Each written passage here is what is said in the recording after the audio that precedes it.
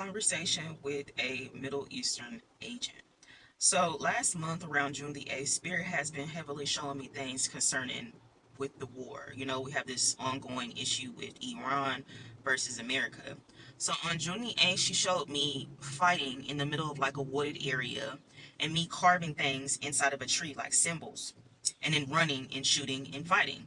Then she switches me out and now I'm fighting in like a sandy area next to where there's some water, and these American soldiers are putting me in this hovering device. You know those little hovering things that you can use when you're on like a beach, you can hover over the water. She shows me being hovered on some sand with a machine gun. And the American soldiers are saying, "Do you see anything? Do you see anything?" And I point the gun. I'm pointing, looking back and forth, and I find a group of men in like, you know, those old Hummers, old Hummers. And they're dragging their men, the Iranian Middle Eastern type of men, into the car. And I see one of them being injured. I see a whole bunch of blood everywhere. And I was like, I see I found him. He was like, shoot him, blow that bitch up. Da, da, da. You know, they saying a whole bunch of military lingo and all that type of stuff. Commander. Da. And so while I tried to hit the target, my physical body's like, whoa, whoa, is we really doing this? Now, my astral body, you guys, let's not be too fixated on what we do in the physical and what's not allowed to do in the physical. My astral body don't give two shits. She'll pop somebody and won't think twice about it, okay? So when she was looking back at it, and that these men, the men were begging in the camera of the gun, basically like, stop, hold, stop, stop, stop. We're tired. Da, da, da. And so I was like, why can't, I'm trying to shoot, why can't the gun go off? Spirit was like, I don't need you to shoot anybody. I need you to see what these men are doing, what these American men are doing, what these Iranian men are doing here, and that there is fights going on. There are people dying. Why aren't they telling you? I have also seen things on Facebook about people's sons and stuff like that coming back in body bags, boxes. Why aren't they telling you in mass? I know somebody in the military right now, and he has to go do some more training. And he works a regular job, but he had to abruptly be called to leave, you know? So it's something to think about. But once she seen me do that, she said, I'm taking you somewhere else. She takes me to this room where this man looks like, he looks Middle Eastern. He looks small, skinny, tall. But in my soul, my spirit tells me that he's actually black. He just blends in. He looks the part. And she says that he's a spy. Okay, he spies on those Middle Eastern men. She shows me in like a little cot. I mean, this room looks run down. Have you ever been like in a hostel? This room look run down. The walls look tore up.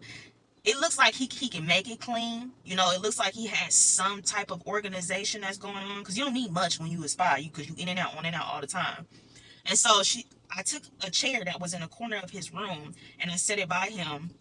Next to him, he's holding a bottle. He has on like the little, you know, the cloth, the hijab and stuff like that. And he's kind of crying a little bit. And so, you know, when y'all drinking, having fun with your friends, you might see things in the corner of your eye. Casper the Friendly goes, this is just really happening, okay? You're not imagining things. You just allowed your body to come down a little bit where I can get access to you. There could be good or bad spirits that can do this, okay? So when I sat that by him, I said, I need you to explain to me of what's going on and what your mission here is, okay? He said, and he starts breaking down. He was like, I'm so sick and tired of doing this. It's bothering my spirit, and I don't know how to cope. He copes with drinking. Now, I know if you're like an agent or spy, I'm sure they run you down about drinking. I'm sure they run you down about being intimate with other people, okay? And how to compose yourself when you're on missions. This guy, I think he just don't give a fuck anymore. Like, he wants out, he don't want nothing to do with it, but he know what he signed up for. You know what I'm saying? So he's telling me about these fornications that's going on. He's telling me that he likes to indulge with the women down there who are essentially trafficked. It looks like they're trafficked to me. And he's telling me that there is fights that's going on.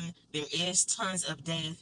And in certain nights, I am responsible for these bodies. I'm responsible for putting them on trucks. I'm responsible to getting them to the designated locations, secret locations, so they can be shipped out. Like, he's telling me that he follows these Middle Eastern men around, whether they go drink, whether they have like certain events that they go to, he goes with them so he could have a little chirp, you know, and send it to somebody else. And he says there's plenty of other men just like him who do that, and they meet up together. But he's also responsible for picking up bodies. That's what he's telling me, bodies. So then he shows me what he does in his spare time is he goes and indulge and fornicate with these women. I would say, like, if you think like a brothel, He goes to this area, he walks, he has little sandals on, the hijab and all that type of stuff. He covers up, he pays his fee, and they have like women lined up. And let me tell you, this room, a little rank.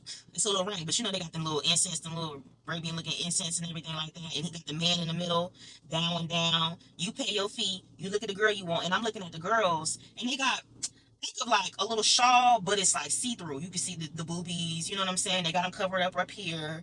But some of the girls look too young. They look young. Yes, they do. And he's saying, I know I'm not innocent in what I do and what I like to indulge in and stuff like that, but the American soldiers aren't either. I do it with women, but they do it with just any and everything. Because they got that thing with the dancing boys, bacha bacha, all that type of stuff. Like, those men over there are just into some horrific things that are legally not allowed down here in America, okay? So he's telling me that the American soldiers, when they come down here, they think it's some type of free will where they can just do all the heinous crimes that they want to. He was like, that he watches all of them, he watches the Middle Eastern men, he takes notes, and he brings the intel back to whoever he reports to. He just keeps crying to me because he wants me to like plead with his spirit. He wants forgiveness for what he's indulging in and what he likes to do. And Spirit just wants me to sit with him to have like a one-on-one, like a therapy session, and to get intel of what's going on. So they admit so much stuff from me, stuff that I cannot possibly understand. But I'm gonna tell you guys, there is a lot of chaos that's going on over there, based on what I can see. Okay, and I know there's plenty of other people that are just like me that see it too. But my question is, it's like, why isn't Trump, why isn't somebody truly being honest of what's going on? I know they said they were retaliating and going to send BOMBs to them and having issues with the Strait of Hormuz. Like, I'm even looking at my gas tank right now, and I'm like, I can't even think about all these issues that we constantly have back and forth, back and forth. But when Spirit finally put me in that situation where she showed me actually fighting, being in that situation, it's real. It's really real. America suited and booted up, yes. They got them things out. Iran is prepared, but I don't think they're 100% on their shit. You know what I'm saying? I don't. Because the way that I was holding that gun and looking at them men, the men was like, please, stop, stop. I was like, oh, shoot. So I'm glad she didn't let me shoot or do anything crazy. She just wanted me to experience that and see it and have a conversation with that man and plead and have him plead with me for his soul because he feels like he's going to die.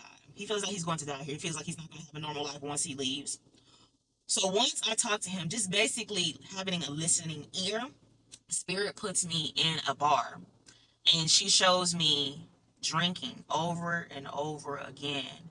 And she wants me to feel what these soldiers will feel once they leave. Once it's all said and done, she's saying a lot of soldiers will be negatively affected for what they have committed over there, that they will basically drown themselves in their own misery. So if you were beating, killing, raping, she'll make sure you'll experience that once you come back here, if you didn't come back in a body bag.